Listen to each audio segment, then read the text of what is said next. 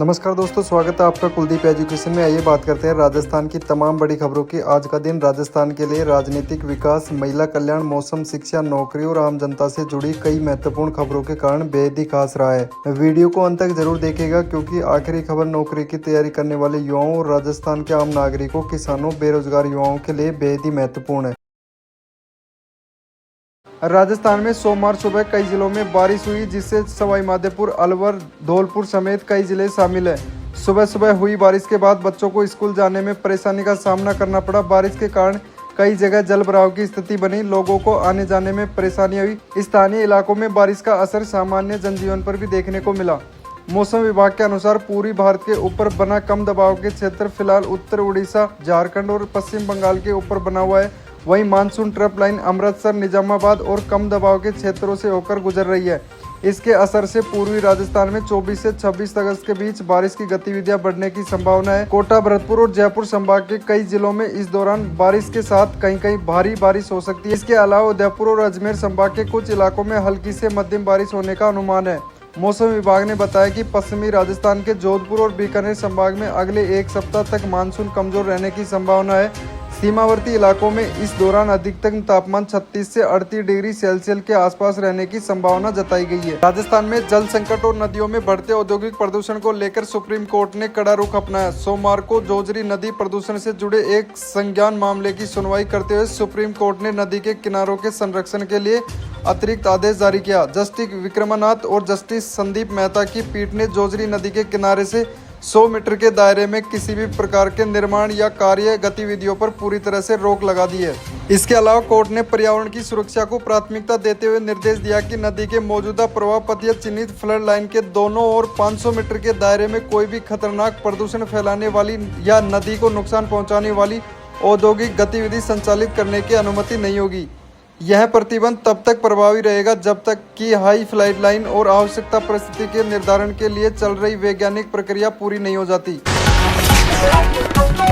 राजस्थान में चीनी की बढ़ती कीमतों और एथेनॉल नीति को लेकर राजनीतिक गर्मा गई है। पूर्व मंत्री और वरिष्ठ कांग्रेस नेता प्रताप सिंह खचारियावास ने केंद्र और राज्य के भारतीय जनता पार्टी सरकार पर तीखा हमला बोलते हुए कहा कि एथेनॉल सेक्टर में हो रही कथिन भ्रष्टाचार और अनियंत्रित नीति के कारण महज एक महीने के भीतर चीनी के दाम 25 रुपये प्रति किलोग्राम तक बढ़ चुके हैं। जयपुर में मीडिया से बातचीत करते हुए खचारियावास ने चेतावनी भरे अंदाज में कहा कि इतिहास गवाह है कि जब भी देश में चीनी के दाम बढ़े हैं तब तक सरकार गिरी है और यह चीनी का मुद्दा आने वाले समय में बीजेपी के पतन का कारण बनेगा। गौरतलब है कि एथेनॉल ब्लेंडिंग और गन्ने के डाइवर्जन को लेकर राजस्थान के नेता लगातार आक्रामक रुख अपनाए हुए हैं। खचारियावास के इस बयान से ठीक एक दिन पहले पूर्व मुख्यमंत्री अशोक गहलोत ने भी इस मुद्दे पर केंद्र सरकार की अदूरदर्शिता पर सवाल खड़े किए थे। प्रताप सिंह खचारियावास ने आरोप लगाया कि एथेनॉल नीति का फायदा उठा रहे गन्ने की सप्लाई को चीनी उत्पादक से हटाकर बायोफ्यूल की तरफ मोड़ा जा रहा है,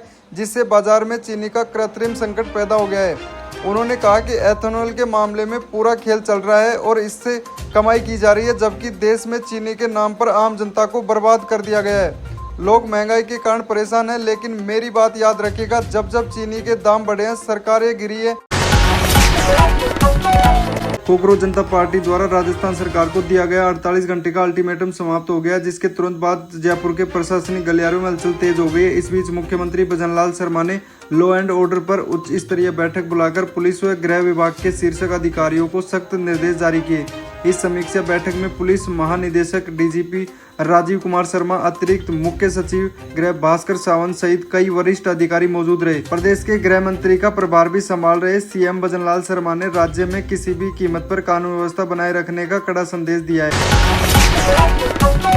राजस्थान के शहरी क्षेत्र में सौर ऊर्जा से बनने वाली अतिरिक्त बिजली अब व्यर्थ नहीं जाएगी। विद्युत वितरण निगमों ने दिन में बनने वाली अतिरिक्त सौर बिजली को बैटरी से संग्रहित कर रात के समय आपूर्ति करने के लिए पायलट प्रोजेक्ट शुरू किया है।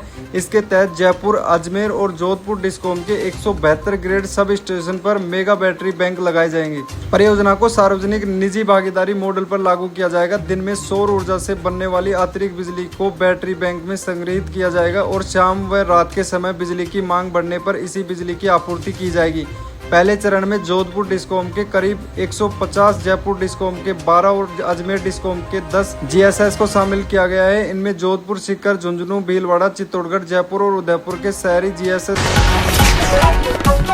जयपुर सेंट्रल जेल की सुरक्षा व्यवस्था पर एक बार फिर से गंभीर सवाल खड़े हो गए हैं। जेल प्रशासन द्वारा चलाए गए औचक तलाशी अभियान के दौरान अलग अलग बैरकों में बंद 4 शातिर कैदियों के पास से मोबाइल फोन और सिम कार्ड बरामद किए गए। इस घटना से जेल के भीतर मोबाइल नेटवर्क और अवैध सामान पहुंचाने की व्यवस्था की पोल खोलकर रख दी है। इसके साथ ही एक दिन की पेरोल पर जेल से बाहर गया कैदी समय सीमा समाप्त होने के बाद भी वापस नहीं लौटा, जिसके बाद उसके फरार होने की पुष्टि हुई। बता दें कि जेल परिसर के भीतर मोबाइल मिलने और कैदी के फरार होने की इन दोनों गंभीर मामलों पर पुलिस और जेल प्रशासन इस बात की जांच कर रहे हैं जेल के अति सुरक्षित घेरे के अंदर मोबाइल कैसे पहुंचे। जानकारी के मुताबिक जेल प्रशासन की टीम ने 22 अगस्त को जेल परिसर के विभिन्न बैरकों में अचानक संघटित तलाशी अभियान चलाया। इस छापेमारी के दौरान 4 बंदियों के पास से चालू हालात में मोबाइल और सिम बरामद हुए। दरियाबाद जिला मुख्यालय के दरियाबाद कस्बे में रविवार शाम एक ज्वेलरी शॉप पर बड़ी वारदात सामने आई है। सुभाष पार्क के पास स्थित पदावती ज्वेलर्स में एक शातिर बदमाश महज 4 सेकंड में करीब 6 से 58 ग्राम वजन के सोने की 6 चेन और ब्रेसलेट लेकर फरार हो गया। चोरी किए गए सोने की अनुमानित कीमत लगभग 10 लाख रुपए बताई जा रही है। पूरी वारदात दुकान में लगे सीसीटीवी कैमरे में कैद हो गई। दुकान मालिक जुगल दोषी ने बताया कि आरोपी की पहचान दरियाबाद निवासी आरिफ खान के रूप में हुई है। वह शनिवार को भी दुकान पर आया था और 1.25 लाख रुपए के बजट से सोने की चेन दिखाने को कहा था। उस दौरान उसने किसी को दिखाने का बहाना कर मोबाइल से चेन की फोटो खींची और यह कहकर चला गया कि फोटो भेजने पर कोई भी जवाब नहीं आया है, इसलिए वह अगले दिन दोबारा आएगा। रविवार रात करीब 7:30 बजे आरोपी दोबारा दुकान पर पहुंचा। उस समय जुगल दोषी दुकान पर अकेले थे। आरोपी ने उसे 4 से 5 सोने की चेन और ब्रेसलेट दिखाने को कहा। इसके बाद वह हर चेन की कीमत पूछने और व्हाट्सएप पर फोटो भेजने का नाटक करते हुए सुनार को अपने फोन में उलझाए रखा। जैसे ही सुनार का ध्यान भटका, उसने टेबल पर रखी सोने की चेन समेटी और प्लग झपकते ही दुकान से रफू चक्कर हो गया। घटना की भनक लगते ही आसपास के व्यापारी तुरंत मौके पर एकत्रित हो गए और आक्रोश जताते हुए दरियाबाद थाने पहुंचे। व्यापारियों ने विरोध प्रदर्शन करते हुए पुलिस से आरोप को जल्दी गिरफ्तार करने और माल बरामद करने की मांग की।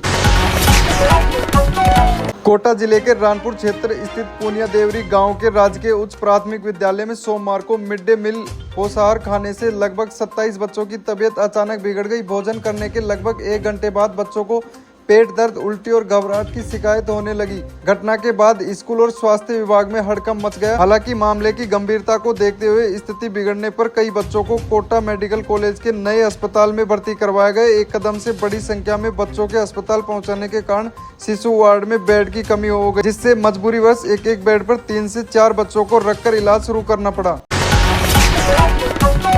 अगर आप राजस्थान की ऐसी ही ताज़ा खबरें रोजाना सबसे पहले देखना चाहते हैं तो हमारे चैनल कुलदीप एजुकेशन को अभी सब्सक्राइब करें। वीडियो पसंद आया है तो लाइक करें और अधिक से अधिक अपने दोस्तों के पास इसे शेयर करें और कमेंट में ज़रूर बताएं कि आज की कौन सी खबर आपको सबसे महत्वपूर्ण लगी। मैं मिलता हूं आपसे राजस्थान की अगली बड़ी खबर के साथ। तब तक के लिए धन्यवाद। जय हिंद, जय राजस्थान।